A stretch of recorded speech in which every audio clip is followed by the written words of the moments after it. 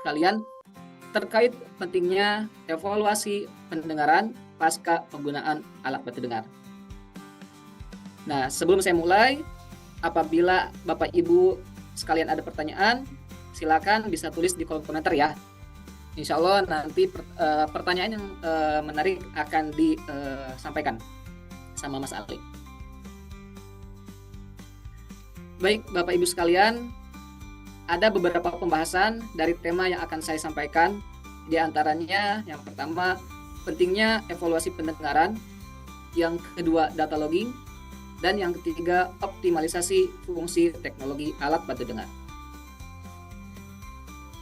Bapak dan Ibu sekalian, serta Mama Papa hebat dimanapun berada, kita mulai pembahasan yang pertama, yaitu tentang pentingnya evaluasi pendengaran. Sebelumnya saya mau tanya nih, kenapa sih evaluasi pendengaran ini bisa dikatakan penting? Barangkali ada yang mau jawab?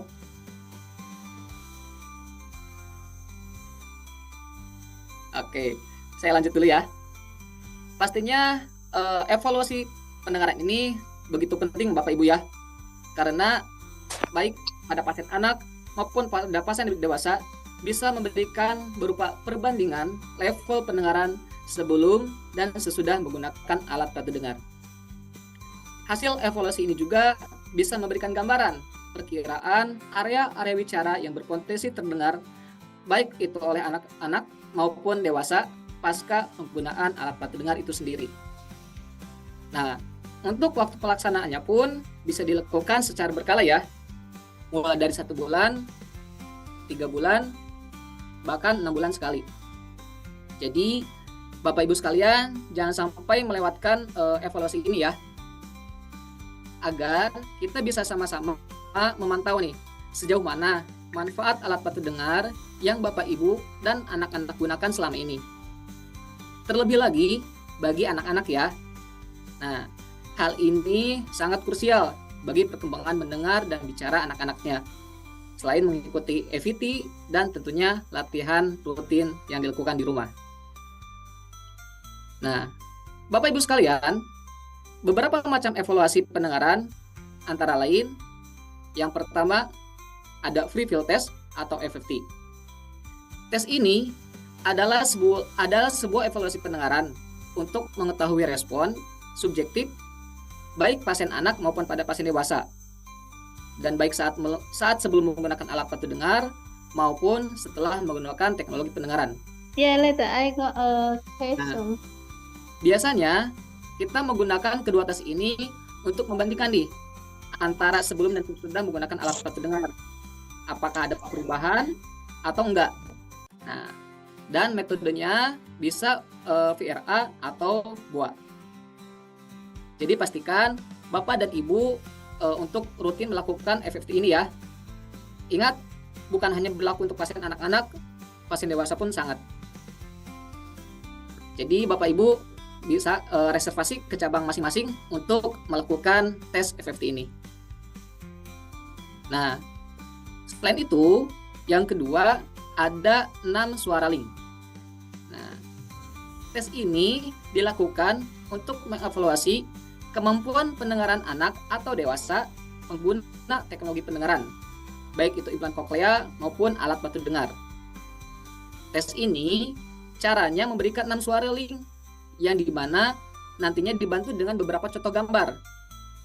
Nanti contohnya akan saya tampilkan kepada Bapak Ibu sekalian ya. Selain link 6 sound atau 6 suara link, berikutnya adalah medial konsonan test. Bapak Ibu sekalian, ini adalah tes konsonan di tengah kata.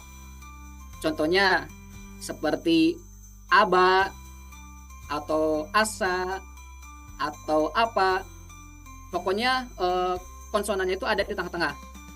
Nah, masih banyak lagi contoh lainnya yang bisa dicoba. Nah, selain ketiga yang tadi, ada yang terakhir, yaitu speed test atau Indosplit. Nah, Bapak Ibu sekalian dan Mama Papa hebat dimanapun berada, ini adalah layanan terbaru dari Kasum Hearing Center.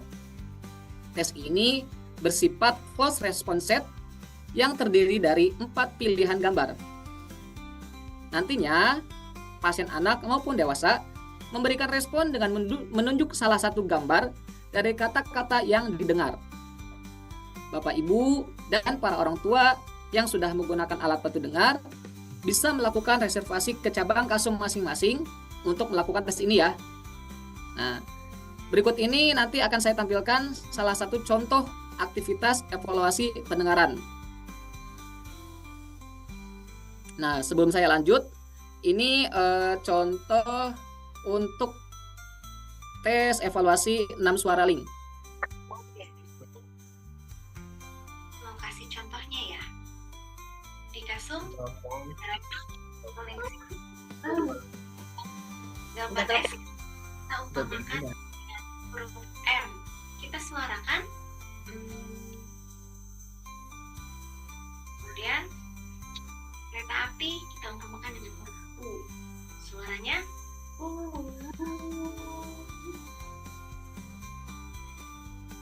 Lalu ada pesawat kita umpamakan dengan huruf A. Suaranya A.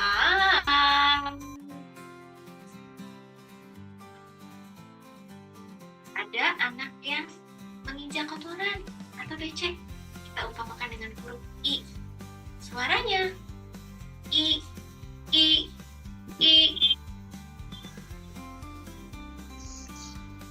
Anak yang sedang tidur kita umpamakan huruf Sh. Suaranya Sh.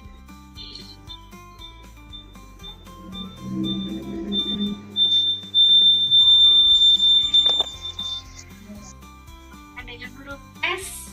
Suaranya. Oke, videonya aku potong, mohon maaf. Jadi ketika misalkan tadi ada gambar S, suara yang dibunyikan itu seperti S. Nah, itu salah satu contoh evaluasi dengan menggunakan metode 6 suara link. Mungkin bagi para pasien, para orang tua yang anak-anaknya menggunakan alat bantu dengar dan pernah konsultasi dan bahkan menjalani EVT, pasti sudah kenal dengan 6 suara link ya. Nah, jadi Bapak Ibu, Mama Papa hebat bisa lakukan salah satu contoh evaluasi ini di rumah ya. Bagi yang belum, silakan untuk datang ke Kasum untuk melakukan evaluasi ini. Baik, kita lanjut untuk video berikutnya. Ini salah satu aktivitas evaluasi pendengaran juga. Yang tadi yang pertama FFT, dan metode yang saya gunakan pada video ini yaitu BOA. Ini salah satu anak saya dari Cirebon, Syaki ya.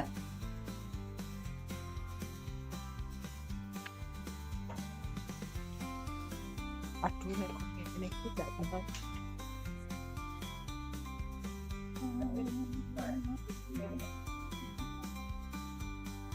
ada filter lagi.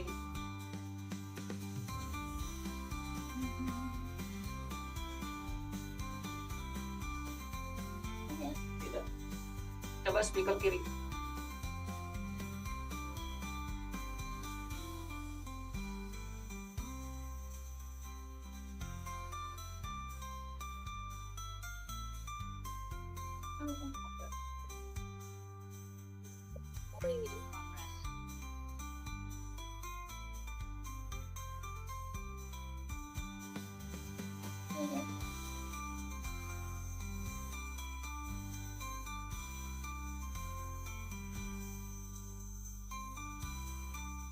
Oke. Jadi barusan sudah saya tampilkan dua contoh evaluasi pendengaran. Yang tadi yang pertama dengan metode 6 suara link, dan yang barusan saya tampilkan itu evaluasi FFT atau free field test. Dan metode yang saya gunakan yaitu tes BOA. Nah, Mama Papa hebat, Bapak Ibu sekalian, mangga bisa datang nanti ya, atau reservasi dulu ke cabang Kasum masing-masing yang terdekat dari tempat tinggal untuk melakukan evaluasi tersebut. Nah, baik, untuk selanjutnya Bapak Ibu sekalian, di sini saya tampilkan dua macam grafik ya, yang dimana grafik yang ada di sebelah kiri atau grafik yang ada garis warna hijaunya itu menunjukkan target pendengaran yang ideal.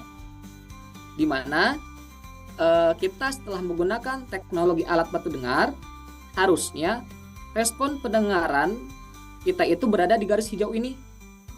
Nah, sedangkan area abu-abu ini adalah area wicara atau yang kita kenal dengan area percakapan. Nah, grafik yang warna hijau ini itu ibaratnya disamakan dengan kondisi pendengaran normal. Ya. Sedangkan grafik yang ada di sebelah kanan ini adalah salah satu contoh hasil evaluasi pada salah satu pasien di mana warna merah ini adalah grafik yang menunjukkan respon pendengaran pasien di level tertentu. Nah, Bapak Ibu sekalian bisa lihat ya, untuk responnya sendiri itu di frekuensi 250 ada di 20 desibel. Kemudian untuk frekuensi 500 itu ada di 30 desibel. Frekuensi 1000 ada di 35 desibel. Frekuensi 2000 ada di 45 desibel. Dan frekuensi 4000 dan 8000 ada di 55 desibel. Nah, kembali saya mengingatkan bahwa untuk frekuensi itu terbagi, ya, di mana untuk frekuensi 250 dan 500 itu merupakan frekuensi rendah, kemudian frekuensi 1000 itu merupakan frekuensi sedang, untuk 2000, 4000 dan 8000 itu frekuensi tinggi, ya. Nah, kemudian jadi kita bisa lihat ketika pengguna alat bantu dengar ini diberikan stimulus suara pada saat dia menggunakan alat bantu dengar, dia menunjukkan respon di frekuensi-frekuensi tersebut, ya. Nah, seperti yang kita ketahui di awal bahwa semakin ke area atas ini atau area yang ada di 20 bahkan 10 desibel itu pendengarannya semakin baik. Dan pendengaran idealnya itu di antara 0 sampai 20 desibel. Itu artinya suara-suara yang sudah bisa didengar oleh pengguna alat bantu dengar ini adalah area suara yang diarsir ini ya, yang di bawah garis warna merah tersebut ya. Jadi suara-suara yang di bawah ini adalah suara yang bisa didengar ketika pasien ini sudah menggunakan alat bantu dengar. Nah, karena ketika dapat respon pendengaran seperti ini, grafik-grafik dengan kekerasan yang ada di level garis merah ini adalah suara terkecil yang masih bisa didengar, sedangkan area di atas warna merah ya. Nah, area yang ada di atasnya itu yang tidak kena arsiran adalah area suara yang sudah tidak bisa didengar atau belum bisa didengar. Nah, idealnya pendengaran kita, Bapak Ibu sekalian, itu harus di atas area wicara ini. Ya.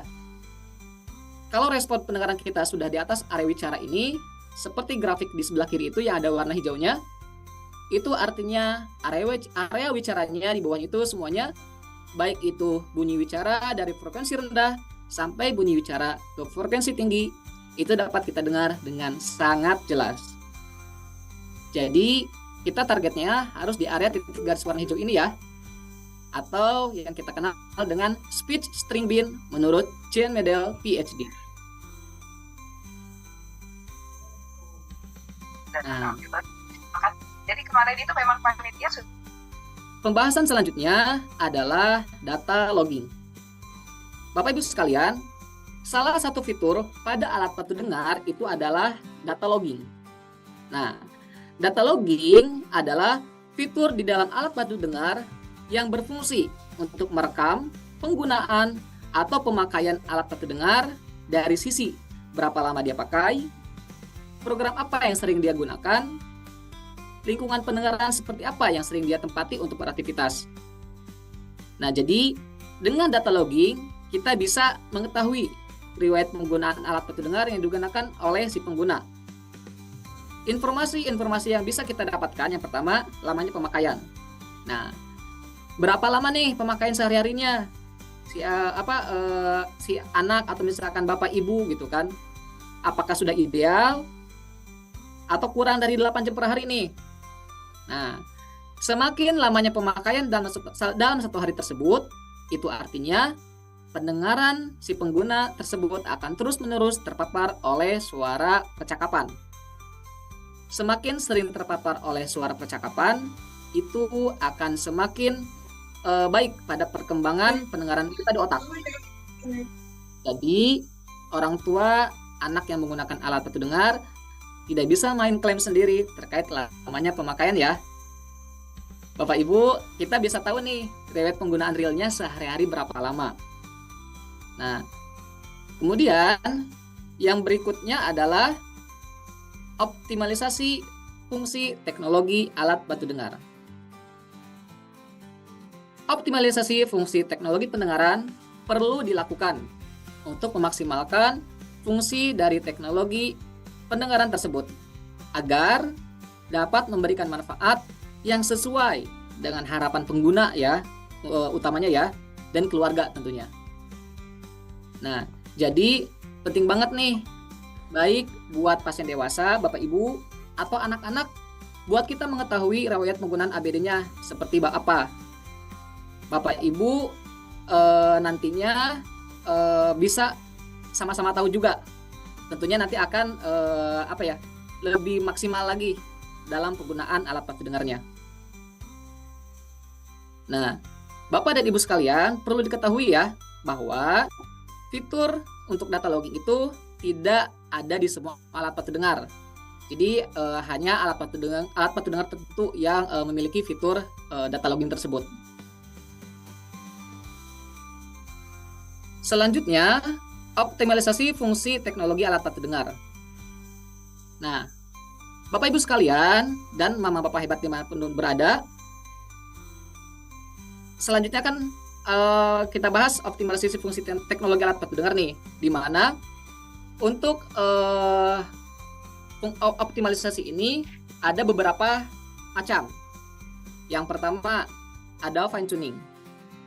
Fine tuning ini adalah proses penyesuaian suara alat bantu dengar pada masing-masing frekuensi disesuaikan dengan kebutuhan dan tingkat penurunan pasien. Ya. Nah, kemudian sebelum untuk melakukan fine tuning ini, Bapak, Ibu sekalian, atau misalkan anak-anak, itu penting banget untuk melakukan tes dulu atau tes ulang ya. Karena dari hasil pemeriksaan yang terakhir itu atau yang terbaru itu akan menjadi patokan dalam melakukan proses fine tuning. Gitu. Jadi kita nggak bisa nih untuk melakukan fine tuning tapi belum melakukan pemeriksaan. Nantinya kurang akurat gitu. Tentunya ini akan berpengaruh dengan kenyamanan Bapak Ibu atau misalkan anak-anak dalam menggunakan alat bantu dengar ya. Nah, apalagi kalau misalkan yang udah lama banget belum pernah melakukan evaluasi, misalkan pakai alat bantu dengarnya udah 6 bulan atau bahkan lebih, atau bahkan bertahun-tahun belum pernah periksa ulang, kemudian ingin melakukan setting ulang, itu saran terbaiknya harus dilakukan pemeriksaan ulang ya. Oke. Nah, selanjutnya selain fine tuning itu ada REM atau RECD ya. Nah, Bapak dan Ibu sekalian, REM atau RECD ini adalah layanan rehabilitasi terbaru dari Kasum. Ya. REM atau Real Ear Measurement adalah pengukuran level suara di liang telinga yang dihasilkan oleh alat bantu dengar saat sedang digunakan. Nah, Bapak Ibu sekalian, saat ini metode setting ulang dengan teknik verifikasi REM atau RECD itu baru satu-satunya di Indonesia. Dan alhamdulillahnya kebetulan baru ada di Kasum Hearing Center. Jadi ini layanan unggulan terbaru dari Kasum ya. Sekalian saya kenalkan pada hari ini. Gitu. Kemudian mungkin ada pertanyaan. Kapan sih REM atau RECD ini dilakukan? Bapak, Ibu, dan Mama Papa hebat bisa lakukan REM atau RECD ini jika fine tuning yang sudah dilakukan berkali-kali tapi masih tidak ada perubahan yang signifikan. Artinya stuck gitu. Nah, jadi bagi Bapak, Ibu, atau Mama Papa hebat yang belum pernah melakukan setting ulang dengan metode verifikasi REM atau RECD untuk mendapatkan settingan yang lebih akurat, bisa melakukan appointment atau perjanjian ke cabang masing-masing untuk minta dijadwalkan untuk melakukan metode verifikasi rem atau RACD ini ya, agar fungsi dari alat bantu dengar yang Bapak Ibu gunakan, yang anak-anak gunakan itu jauh lebih optimal dan tentunya lebih bermanfaat. Nah, Bapak Ibu sekalian, selanjutnya seperti yang kita ketahui nih, bahwa kebutuhan akan komunikasi kita itu semakin bertambah ya. Semakin bertambahnya usia, semakin aktifnya produktivitas kita atau anak-anak kita itu akan semakin kompleks. Yang dimana kadang menggunakan alat bantu dengar saja itu mungkin mungkin masih dirasa mungkin masih dirasa kurang cukup. Nah, jadi untuk memenuhi kebutuhan tersebut, tentunya kita harus menangkap suara percakapan dengan sangat jelas, apalagi dengan kondisi yang lingkungannya berisik atau bising, atau juga si pembicaranya itu jauh dari kita. Nah, kita ada jarak dengan si pembicaranya. Nah, di mana menurut penelitian yang dilakukan oleh AUC Deaf Kids dan Oticon Pediatrik pada tahun 2022, seorang anak harus berada dalam jarak 1-2 meter dari pembicara untuk memahami percakapan secara optimal. Begitupun dengan orang dewasa ya. Jadi bukan hanya untuk anak-anak aja. Nah,